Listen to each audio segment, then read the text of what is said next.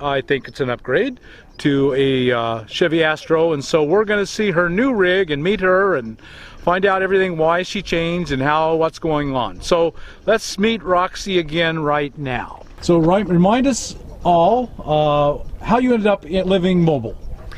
It's kind of a long story, but I started out actually 20 years ago. I camped for an entire summer in a tent in Colorado after I had left a really bad situation, and then time went by and I had a home and stuff, and then I just missed being on the road so much, and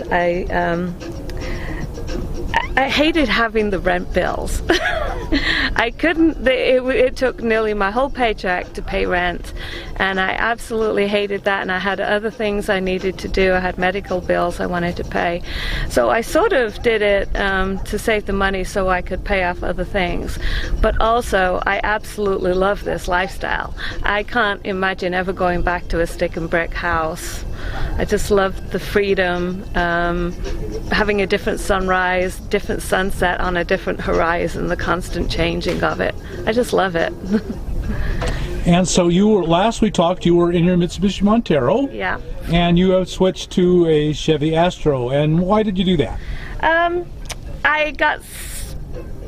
I saw everybody's rigs here at the Rubber Tramp Rendezvous in 2016, and I thought how nice it would be to have a little bit more room. I need to do stretching and cooking in the Montero. I could do it, but it was very hard, and when there's dust storms or snowstorms, you know, I was just kind of trapped in there. And I had been living in a vehicle that size or smaller for 9 years. Prior to that, I'd had an RV for a couple of years. I've been on the road for 13 years altogether, or full-timing for about 13 years. And I just wanted more room. I'm getting older, and and I wanted a place to cook. But I didn't want to go so big, and I didn't want to give up my ability to get out on dirt roads and trailheads that are way out there, like in Utah and places.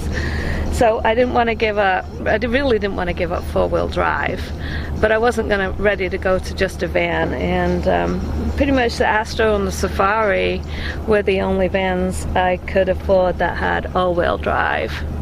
So, and pretty good ground clearance. This one has a lift on it. It's got about 3 inches, I think, altogether, all said and told. So yeah, that was one of my I had to have clearance so I could go on rocky roads, because, you know, even if they're not four-wheel drive, they can still be kind of rough. So right. Clearance is usually the bigger problem than four-wheel drive. Yeah. For me. And so I think having the all-wheel drive will help with if I get in mud and things like that. But for the most part, it was clearance more than anything. So I found this van that had a little bit of a body lift put on it. And so a lot of what you had, I recognized from before. You still have the full luggage rack on top, and I recognized the milk crate from before. Yeah, the milk crates. A lot of the things are from Mitzi. The base of the bed that I made is actually the wood board that I used to sleep on in Mitzi. And I haven't added that much. I've changed the configuration, but in terms of things, I haven't added much because I didn't want to get cluttered. Even though I have more space, I wanted the space to move. I wanted the space to be able to stretch. But I have added things like a poop toilet, which I didn't have room for before. And now I have a little plastic wine glass that folds in, so those are like a couple of my add-ons. So some standard questions that people always get angry if I don't ask. How are you supporting yourself on the road? I've actually been working summers in Colorado in Estes Park. I'm planning to not go back there, so I'll have to get something else lined up for the summer this year. I'd like to switch it around to where I'm actually working through the winter and I have the summer free, so I can go and enjoy the mountains and do a lot of hiking and things like that. But Yeah, I'd like to work through the winter, because although I love it down, the weather's gorgeous down here, the terrain doesn't interest me as much as the mountains does, or say Utah. So if I could work through the winter and have the summers free, that would just be a better fit for me. Right. Yeah. And so you mentioned poop toilet, so how do you go to the bathroom? Oh, yeah. So I didn't want a great big 5-gallon thing, so I just have just a little dog container, and then I have a couple of those little foam things I put on either side, and that's my poop toilet. And that's strong enough to hold your weight? Yeah. Wow. Well, I'm pretty good at crouching. I did a lot of that in Mitzi, you know, when I had her. So. In the SUV. And I have a separate one for wastewater. A little separate one for wastewater. For I urine? Can just Is that pour, for urine? Yeah, I use it for everything, yeah, water-wise. Oh, so if you wash dishes. Yeah, I can just pour it in there. Right. This little flip lid, this is something I'm still experimenting with because it's pretty new to me, but it's working pretty well. So. And what are you doing for power? I'm still using the same system that I did in Mitzi because I haven't got solar or anything yet, so I'm just using my engine battery. And I actually let it die the other day, so I'm going to have to be more careful. I used to just drive into town every day to get Wi-Fi or whatever, and now I don't have to do that. So sitting for 3 days without driving it, I let my battery get down. So that's one of the next things I'm going to take care of. I hope get some kind of solar power. Mm-hmm. And finally, people always ask, how do you shower? I don't. That's the answer. Yeah. I just peace bathe, mostly. I just get a washcloth and a little bit of water and just wipe down. My hair is I keep it short. I cut it myself. I save about $120 to $200 a year on cutting my own hair. And so that's easy. I can wash my hair with just one small pan of water, and that's how I do that. Or I might go into some public bathrooms or something once in a while if the weather's really horrible or something, but that's mostly just it. Just sponge Pretty bathing, simple. wet wipes, yeah, traditional. And I did that once. I went for 3 months without taking a shower, and then somebody let me use their bathroom and have a hot bath, and I expected to see a bit of a ring afterwards, but there was no ring around the bathtub. It was, in fact, the bathtub was cleaner afterwards. So why don't we take a look around your rig? Very simple. I haven't done much in here yet. I did build in a bed, and there's storage underneath it. And this actually pulls out to make a bed about this wide, so I don't have to sleep on this narrow little thing. The back here is comes down, lays down side by side, and so I have pretty good sized bed at night. I can sprawl compared to what I could do in Mitzi. This is about the twin size, I think, actually pretty close to twin size bed. So that is very good. Go back down. There we go. And then I have pretty much the same stuff I had in Mitzi. All of this I used to fit in a small plastic shoebox. And I don't have anything extra in there than I had before. It's just different, it's easier to get at. And then I have my pans in here. I just have little pans that set inside each other. I've never needed much more than that. Kind of like backpacking pads. Yeah, they're all backpacking. They're non-stick, so they're easy. I can just wipe them clean. I rarely actually wash them. I just wipe them clean. They don't use much water. that's pretty much that. Just some food down on the bottom there. I was on a very tight budget when I got this, and so the bed itself was actually made from recycled wood, or I found it on a junk pile, you know, of old wood. So it was all made, and even the screws were pretty much repurposed. The only thing I had to buy was this piece of wood for the front, and I have it so that this lifts up, and I have storage under there. Very good storage under there. there. Very tidy storage under there. Yeah. And also, the front panel lifts up and out, so I can slide things out as well. Mm-hmm. So there's a couple of different ways to get in there. And then,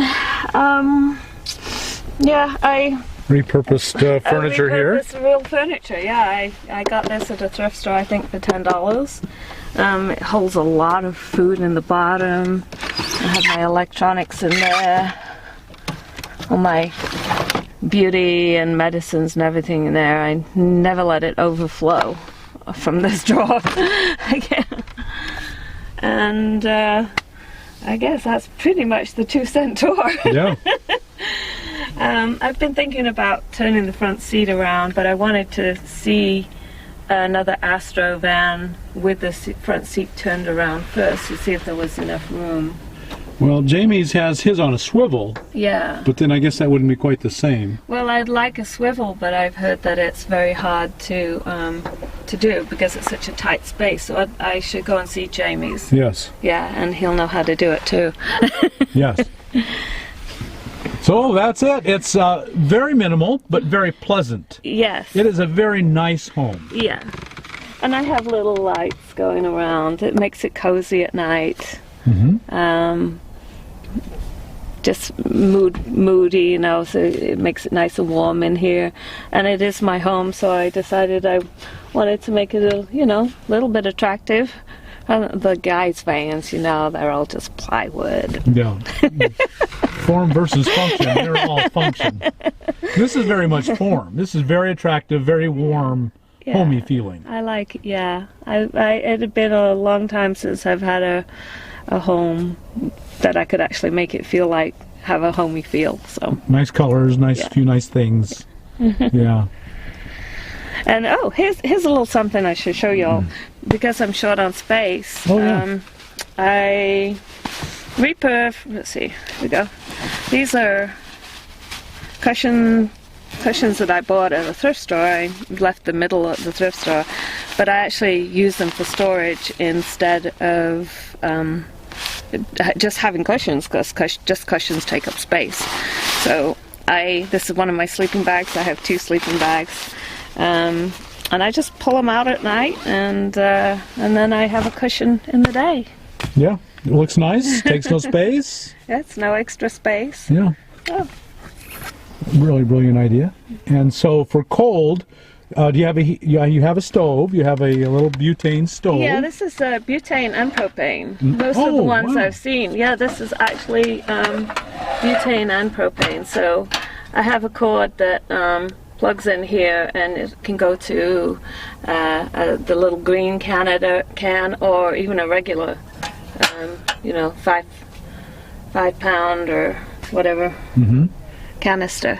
So when I run out of these, I have a bunch of these. When I run out, I'm going to try the green canisters for a while and see if they last better. That's ideal to go back and forth. Yeah, yeah. To have an option of both. Whatever you can afford or buy, or what is available, or whatever. So, yeah. So you live just pretty minimally, is the bottom line. You live very cheaply, so that you don't have to pay the rent, and without the rent you can live on next to nothing. Yeah, yeah. I went the last 6 months of the winter of 2015, 2016. I did a lot of traveling, a lot of exploring, 6 months including my gas and food, for under $3,000. Wow. Yeah. About $2,900 or something like that. Wow, that is cheap. That didn't include auto insurance, but it was pretty much everything else. Wow. Yeah. Yeah. And so there are a lot of people who don't think they cannot afford to do this, And kind of your message is you can't really afford not to. If you're on a tight budget, this is the way to go. I wouldn't be, because I can only work a few days. I have some injuries that make it so that I can't work full time.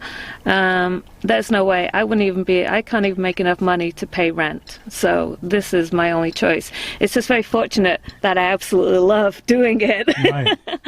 So it's not a burden. This is a joy. It's not a burden. I love it, and I love feeling like I've I'm getting this wonderful life, and it's not costing me nearly as much as the average person just for their rent. Right. You know?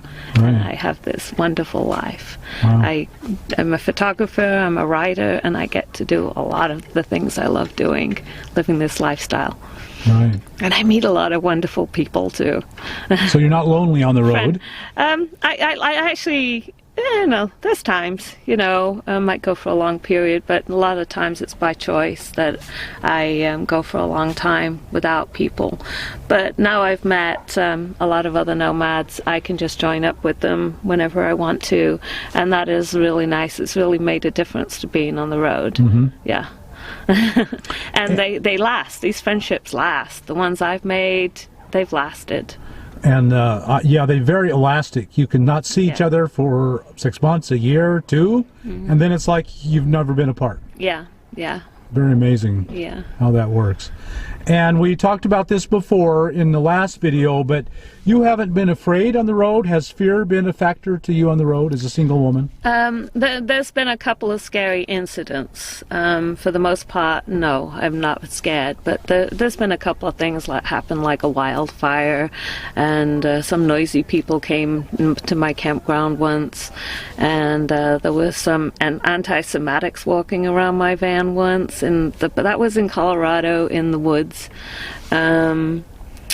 And those are pretty much it. And the thing After 13 years, that's not much. That's pretty good. Yeah. And I just got in my vehicle and drove away. So, that's why you live on wheels. Yeah, I always make sure my nose is. I'm a ex-firefighter, so this is something you do automatically. You can always drive away from an incident. You always have your nose pointed out, and if I'm in an area that I'm a little questionable about, I'll try and park somewhere where I have 2 exits. And those are the sorts of things I just do automatically to protect myself as a woman on the road, on our own, so right. Yeah. Well, Roxy, thank you so much for sharing your life and your home with us again, and the new upgrade and the new mansion you live in. Feels like a castle. Compared to the Mitsubishi, it is, for sure. Well, thank you so much for sharing your life, and who knows, maybe we'll see you next year. Yes, and I just want to add one more thing.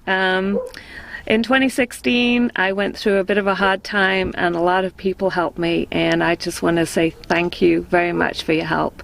You know who you are. Thank you. That's the joy of being a part of a tribe. Yeah. We take care of each other. Yes, and I appreciate it, truly. Thank you. Thank you. Okay, everyone, there you go. Another success story of a woman a long-time woman who's been on the road a long time, not a long-time woman. That doesn't sound good. And so you can do this for not much money and overcome your fears. If Roxy can do this, anyone can do this. So we'll visit with you later. Until then, subscribe to the channel, like us on YouTube, and share us with your social media, and we'll talk to you later.